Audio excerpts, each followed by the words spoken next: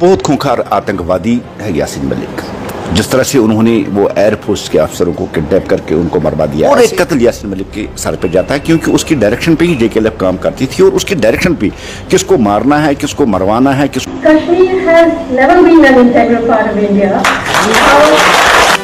কাশ্মীর কোনোদিন ভারতের অংশ ছিলই না। কে বলছেন? বিখ্যাত লেখিকা অরুন্ধতী রায়। আপনারা জানেন তিনি মাওয়িস্টদের সমর্থক, জম্মু কাশ্মীরে জঙ্গিদের সমর্থক, এবং নিজে বারবার প্রকাশ্যে বলেছেন যে জম্মু কাশ্মীর কখনো ভারতের অংশ ছিলই না। এই রকমের মানুষগুলো আজকাল এরকম উক্তি করতে পারে এবং আপনার সামনে দিয়ে ঘুরে বেড়াতে পারে। তারা হন কি? Secular, liberal. আপনি যদি এদের দেশদ্রোহী বলেন তাহলে আপনি কি হয়ে যাবেন? সাম্প্রদায়িক। এখন আপনাকে ঠিক করতে হবে যে আপনি ভালো মানুষ সেজে সত্যি কথা না বলে ভালো মানুষ থাকবেন, নাকি সত্যি কথা মানুষকে জোর গলায় বলার মতন সাহস দেখিয়ে সাম্প্রদায়িক হয়ে যাবেন, সেটা আপনাকে ঠিক করতে হবে। কেন অরুন্ধতী রায়ের বক্তব্য দেখালাম? তার এক অন্যতম প্রিয় বন্ধু জম্মু কাশ্মীরের আরেক জঙ্গি Yasin Malik, JKLF, Jammu Kashmir liberation front, ভারতের একটা বিচ্ছিন্নতাবাদী দল, তার বিচ্ছিন্নতাবাদী নেতা ইয়াসিন মালিক এবার ভয়ঙ্কর কাণ্ড ঘটিয়ে দিয়েছেন। তিনি স্বীকারোক্তি দিয়েছেন। কি বলেছেন? তিনি স্বীকারোক্তি দিয়ে বলেছেন যে মনমোহন সিং এর সরকার, অর্থাৎ মনমোহন সিং যখন কংগ্রেসের প্রধানমন্ত্রী ছিলেন, আর আপনারা এটা ভালো করেই জানেন, যারা সামান্যতম রাজনৈতিক জ্ঞান রাখেন তারা ভালো করেই জানেন, মনমোহন সিং একেবারে বোয়াকালা প্রধানমন্ত্রী ছিলেন। আসল কলকাঠি নাড়তেন সোনিয়া গান্ধী, এটার বলে দেওয়ার অপেক্ষা রাখে না। মনমোহন সিং এর আমলে এই জেকেএলএফ এর বিচ্ছিন্নতাবাদী নেতা ইয়াসিন মালিক তিনি নিজে দাবি করেছেন এই মুহূর্তে এই ইয়াসিন মালিক সন্ত্রাসবাদে মদদ দেওয়ার অভিযোগে যাবজ্জীবন কারাদণ্ড পেয়েছেন। তিহার জেলে বন্দী, এখন বহু বছর ধরে তিহার জেলে আছেন।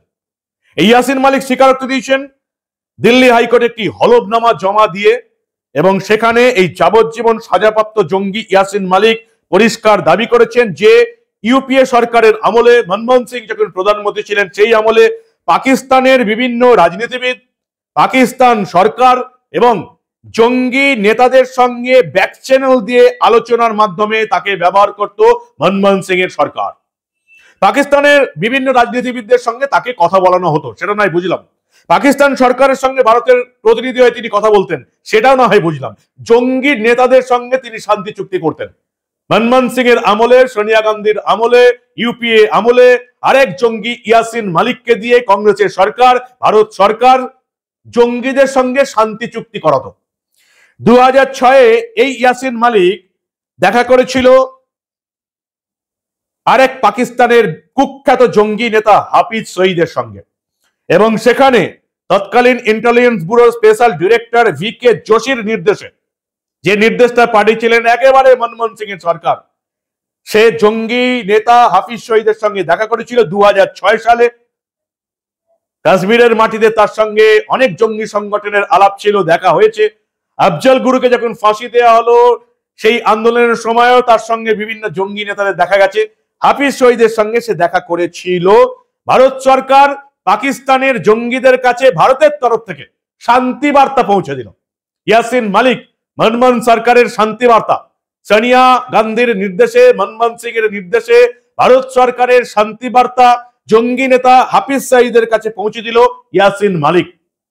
এবং তারপরে শুধু তাই নয়, এই ঘটনার পরে 2006 সালের এই ঘটনার পরে প্রধানমন্ত্রী মনমোহন সিং এই ইয়াসিন মালিককে ডেকে পাঠিয়েছিলেন, তার সঙ্গে ছবি তুলেছিলেন, তাকে ধন্যবাদ জানিয়েছিলেন যে তিনি হাফিজ সঈদের সঙ্গে দেখা করে এসেছেন, এবার ভারত শান্তিতে থাকবে। 2006-এ ইয়াসিন মালিক মনমোহন সরকারের নির্দেশে হাফিজ সঈদের সঙ্গে দেখা করে আসার পর 2008 সালে কি হয়েছিল? 26/11 মুম্বাই হামলা। এই হচ্ছে মনমোহন সিং এর সরকার। রাহুল গান্ধী মনে হয় এইসব ইতিহাস জানেন না, এখন এইসব ইতিহাস বেরিয়ে আসছে। স্বাধীনতার 78 বছরের স্বাধীনতার পর কয়েকটা দশক এই কংগ্রেস সরকার শাসন করেছে। ভারতবর্ষের ইতিহাস পাল্টে দেওয়া হয়েছে। এত কিছু ভারতবর্ষের হিন্দু সাম্রাজ্য কারোকে ইতিহাসে স্থান দেওয়া হয়নি, দিলেও একেবারে ছোট, ওই পদটিকার মতন। সেই ইতিহাসে মহান কারা? মোগল যুগ, সুলতান যুগ।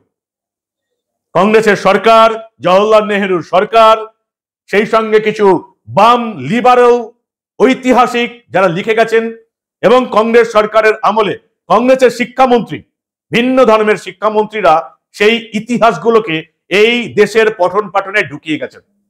সেই জন্য আজকে আমরা যে বিকৃত ইতিহাস পড়ছি এটাও এই কংগ্রেস সরকারের দান।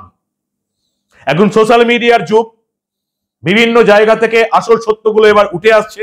এবার মুখ খুলেছে তিহার জেলে বসে থাকা ইয়াসিন মালিক।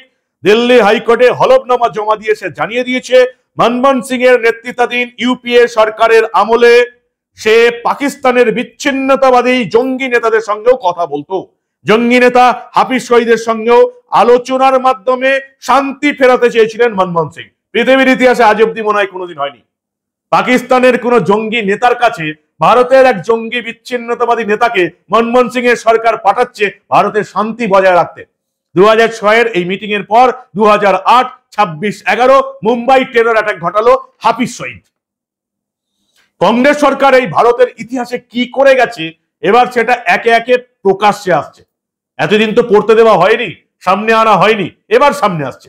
ইয়াসিন মালিক এই অরুন্ধতী রায়ের বিশেষ বন্ধু, যে অরুন্ধতী রায় মনে করেন, প্রকাশ্যে বলেন কাশ্মীর কোনোদিনই ভারতের অংশ ছিল না। ইয়াসিন মালিককে নিয়ে জম্মু কাশ্মীরের নেতারা কি বলেন শুনুন ভালো করে। बहुत खूंखार आतंकवादी है यासीन मलिक। जिस तरह से उन्होंने वो एयरफोर्स के अफसरों को किडनैप करके उनको मरवा दिया और एक कत्ल यासीन मलिक के सर पे जाता है, क्योंकि उसकी डायरेक्शन पे ही जेकेएलएफ काम करती थी और उसकी डायरेक्शन पे किसको मारना है, किसको मरवाना है, किसको क्या करना है। ये अलग बात है कि बट्टे कराटी जैसे लोग उसके अंडर काम करके फिर वो मारते थे, लेकिन डायरेक्शन जहां से जाती थी वो यासीन मलिक जैसे खूंखार आतंकवादी ही थे। इंसाफ की उम्मीद जागी है। जिस तरह से सरला भट्ट जो सिक्किम में सर्विस कर रही थी, वहां सिस्टर थी, उसको हॉस्टल से उठा के कत्ल करके डाउनटाउन एरिया में उसको फेंक दिया गया और मुख्तलिफ जो इल्ज़ाम दहशतगर्द तंजीमें देती थी वही उस पर भी इल्ज़ाम दिया। आज 36 साल के बाद ये केस रीओपन हुआ और जिस तरह से एसआई ने सुबह से 5-6 जगहों पर रेड भी की है तो बहुत अच्छी बात है। और इससे जाहिर होता है कि जो टेररिस्ट के खिलाफ या टेरर स्ट्रक्चर हो या जितने भी टेररिस्ट सपोर्टर्स हैं उनके खिलाफ जो फैसला कुन जंग गवर्नमेंट ऑफ इंडिया और एलजी इंतजाम ने शुरू की है उसमें तेजी आ गई और टेरर स्ट्रक्चर को तहस नहस करके उसको नेस्त नाबूद करके जम्मू कश्मीर को टेररिज्म फ्री बनाना था। और सरला भट्ट का जो केस है, ऐसे कश्मीर में हजारों ऐसे केसेस हैं। एक सरला भट्ट जिसको अब इंसाफ की उम्मीद जागी है। हमारी यही रिक्वेस्ट है एलजी इंतजामिया से और ऑनरेबल होम मिनिस्टर से कि ऐसे और भी केसेस जिनको दहशतगर्दों ने किडनैप करके या मार के उनके साथ भी अब इंसाफ होना चाहिए। और सबसे बड़ी बात है, देखिए ये जेकेएलएफ जो जम्मू कश्मीर लिबरेशन फ्रंट एक टेरर ऑर्गेनाइजेशन उस वक्त सबसे बड़ी टेरर ऑर्गेनाइजेशन थी और जिसके हेड यासीन मलिक थे। और एक कत्ल यासीन मलिक के सर पे जाता है, क्योंकि उसकी डायरेक्शन पे ही जेकेएलएफ काम करती थी और उसकी डायरेक्शन पे किसको मारना है, किसको मरवाना है, किसको क्या करना है। ये अलग बात है कि बट्टे कराटी जैसे लोग उसके अंडर काम करके फिर वो मारते थे, लेकिन डायरेक्शन जहां से जाती थी वो यासीन मलिक जैसे खूंखार आतंकवादी ही थे जिन्होंने कश्मीर में हजारों नौजवानों को एक तो गन देकर मरवाया और दूसरा स्टोन पेल्टिंग करवा के यहाँ बने। अब इंसाफ का वक्त आ गया, इंसाफ होगा। टेररिस्टों के साथ जितने भी उनके सपोर्टर्स हैं, जितने भी उनके संपेथर्स रहे, सबको जेलों में बंद करके जो टेरर विक्टिम बने हैं उनको इंसाफ दिया जाएगा। और आप मान के चलिए 2025 टेररिज्म का अंत होगा जम्मू कश्मीर से और जम्मू कश्मीर को टेररिज्म फ्री बनाया जाएगा। ইয়াসিন মালিক তিহার জেলে বন্দী, যাবজ্জীবন কারাদণ্ডে দণ্ডিত। দিল্লি হাইকোর্টে হলফনামা দিয়ে জানিয়েছে জঙ্গি নেতাদের সঙ্গেও আলোচনা শুরু করেছিল মনমোহন সিং এর সরকার এবং তার জন্য প্রধান মাধ্যম ছিল সে নিজে ইয়াসিন মালিক। বিভিন্ন জঙ্গি সংগঠনের নেতাদের কাছে তাকেই কথাবার্তা বলার জন্য পাঠিয়েছিল মনমোহন সিং সোনিয়া গান্ধীর সরকার। এবং এই সমস্ত কথাবার্তা বলার পর ভারত সরকারের শান্তির বার্তা জঙ্গিদের কাছে পৌঁছে দেওয়ার পর 2008, 26, 11 জঙ্গি হামলা। রাহুল গান্ধীকে ইতিহাস পড়তে হবে যে তার সরকার এই ভারতবর্ষে কি কলঙ্কময় ইতিহাসটা সৃষ্টি করে গেছে। জানতে হবে রাহুল গান্ধীকে যে কংগ্রেস এই দেশের এত ক্ষতি করে গেছে যেটা আর কোনো রাজনৈতিক দল কোনোদিন করতে পারবে না। দেশ বিকিয়ে দিয়েছে কংগ্রেস। এখন বলে না মোদি দেশ বিক্রি করে দিচ্ছে, রেল বিক্রি করে দিচ্ছে, বিমান বিক্রি করে দিচ্ছে। এখন ভোট চুরি নিয়ে পড়েছে, অথচ কোর্টে যাবে না, কোন রকমই কোর্টে যাবে না। বিহারের এসআইআর নিয়ে অলরেডি সুপ্রিম কোর্টের ডিভিশন বেঞ্চে মামলা চলছে, আপনারা জানেন। বিচারপতি সূর্যকান্ত এবং বিচারপতি বাঙালি বিচারপতির এজলাসে ডিভিশন বেঞ্চে মামলা চলছে, জয় মাল্য বাগচির ডিভিশন বেঞ্চে মামলা চলছে। সেখানে প্রমাণ হয়ে গেছে বিহারের এসআইআর একবারে সব ঠিকঠাক হয়েছে। বিভিন্ন রাজনৈতিক দলের 1,60,000-এর উপর বিএলএ একটাও লোককে হাজির করতে পারেননি 1 মাস সময় পাওয়ার পর, যাদের নাম ভুলভাবে বাদ গেছে। কিছু মানুষ ব্যক্তিগত অ্যাপিল করেছেন নির্বাচন কমিশনের কাছে, তাদের আবেদন খতিয়ে দেখা হচ্ছে তার পরিমাণ 80,000, অর্থাৎ মাত্র 1.3%। রাহুল গান্ধী কোর্টে যাবে না, কারণ কোর্টে গেলে তার মিথ্যা ধরা পড়ে যাবে। রাহুল গান্ধী পরিষ্কার বলছে, ভারতের গণতন্ত্র বাঁচানোটা আমার কাজ নয়, সরকারকে ব্যতিব্যস্ত করাটাই আমার কাজ, প্রকাশ্যে বলছেন কংগ্রেসের যুবনেতা, 54 বছরের যুবনেতা রাহুল গান্ধী। কি বলছেন ঠিক তিনি দেখুন আপনারা। हाँ, आपने कहा सर कि आपके पास पुख्ता सबूत है, ब्लैक एंड व्हाइट सबूत है, तो क्या अगर ईसीआई अभी जवाब नहीं देती है तो कोर्ट का रुख करेंगे, ये ऑप्शन है आपके पास, जाएंगे? देखिए, मैंने कहा कि मेरा काम as opposition leader normal situation में मेरा काम ऑपोजिशन का रोल है, सरकार पे प्रेशर डालने का रोल है। मेरा काम हिंदुस्तान के लोकतंत्र को बचाने का नहीं है। এই যে ছবি ভালো করে দেখুন, ভারতবর্ষের প্রধানমন্ত্রীর সঙ্গে জম্মু কাশ্মীরের বিচ্ছিন্নতাবাদী নেতা ইয়াসিন মালিক, মনমোহন সিং তাকে ডেকে পাঠিয়েছিলেন। কেন ডেকে পাঠিয়েছিলেন? তাকে ধন্যবাদ জানাতে ডেকে পাঠিয়েছিলেন যে তুমি 2006 সালে হাফিজ শহীদ জঙ্গি নেতার সঙ্গে দেখা করে এসছো, তাকে ভারতের তরফ থেকে শান্তির বার্তা দিয়েছো, এজন্য ভারত সরকারের তরফ থেকে আপনাকে ধন্যবাদ জানানো হচ্ছে। পাকিস্তান জঙ্গিদের শান্তির বার্তা দিতে মনমোহনের সরকার ইয়াসিন মালিককে পাঠিয়েছিল হাফিজ শহীদের সঙ্গে কথা বলতে। এর চেয়ে লজ্জাজনক ইতিহাস এই কংগ্রেসের আমলে যা ঘটে গেছে আর কোনোদিন ভারতে ফিরে আসবে না। ভাবুন একবার, পাকিস্তানের জঙ্গিদের শান্তি বার্তা পাঠাচ্ছে মনমোহন সিং এর সরকার, যা হওয়ার তাই হয়েছে। 2006 শান্তি বার্তা পাঠানোর পর 2008 মুম্বাই হামলা। মনমোহন সিং এর সরকার তখনও বলে গেছে আমরা শান্তি চাই, আমরা শান্তি চাই। Sonia ji and I have come to Mumbai to share the deep sorrow of the people of Mumbai at this tragedy. The terrorists have struck once again, and we have to make collectively every effort to ensure that the injured recover their normal health.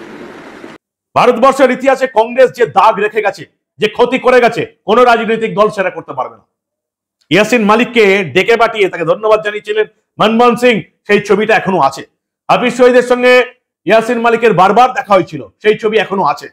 এরপরেও কংগ্রেসের যুবরাজ রাহুল গান্ধী ভারতবর্ষের এই মুহূর্তের সরকারকে বলছে তারা নাকি ভালো করে যুদ্ধ করতে পারছে না জঙ্গিদের বিরুদ্ধে। তার বাবা ঠাকুমা কি করে গেছে এটা যদি সে জানতে পারতো বা তাকে কান ধরে বোঝানো হতো, তাহলে আর এই কথাগুলো সে বলতো না। কংগ্রেস জঙ্গিদের কাছে শান্তি বার্তা নিয়ে গেছিল। ইয়াসিন মালিক, আমাদের মিডিয়ার ভূমিকাও কম নয়। ইন্ডিয়া টুডে তাকে বানিয়েছিল youth icon. Indian youth icon বানিয়েছিল কারা? India today. ভারতের একজন বিচ্ছিন্নতাবাদী নেতা ইয়াসিন মালিককে ইউথ আইকন অফ ইন্ডিয়া বানিয়েছিল ইন্ডিয়া টুডের মতন মিডিয়া হাউস। মনমোহন সিং এই ইয়াসিন মালিককে গেস্ট বানিয়েছিলেন আর তাকে বন্ধু বানিয়েছিলেন এই অরুন্ধতী রয়। ভারতবর্ষের বিরুদ্ধে এইরকম ষড়যন্ত্র বছরের পর বছর হয়ে এসছে, যে জন্য ভারত কখনো উন্নতির মুখ দেখতে পারেনি। আমাদের লড়াইটা শুরু হয়েছে 2014 পর থেকে। এই লড়াইটা আমরা অনেক পিছিয়ে থেকে শুরু করেছি। এই 10-11 বছরে যে উন্নতিটা হয়েছে এই মুহূর্তে, সেটা শুধুমাত্র এই 10-11 বছরেই হয়েছে। আগে থেকে যদি আমরা শুরু করতে পারতাম স্বাধীনতার পর থেকে, তাহলে এই মুহূর্তে ভারতও বিশ্বের 1 নম্বর সুপার পাওয়ার হতো, যেটা আর কয়েক বছর পরে হতে চলেছে এই নতুন ভারত। কি বলবেন আপনারা? ইয়াসিন মালিক বিচ্ছিন্নতাবাদী জঙ্গি সংগঠনের নেতা, বলছেন মনমোহন সিং এর সরকার তাকে শান্তি চুক্তি করতে পাঠাতো পাকিস্তানের জঙ্গিদের সঙ্গে। এর চেয়ে বড় লজ্জার ঘটনা কংগ্রেসের ইতিহাসে মনোদয় কোনদিন আসেনি।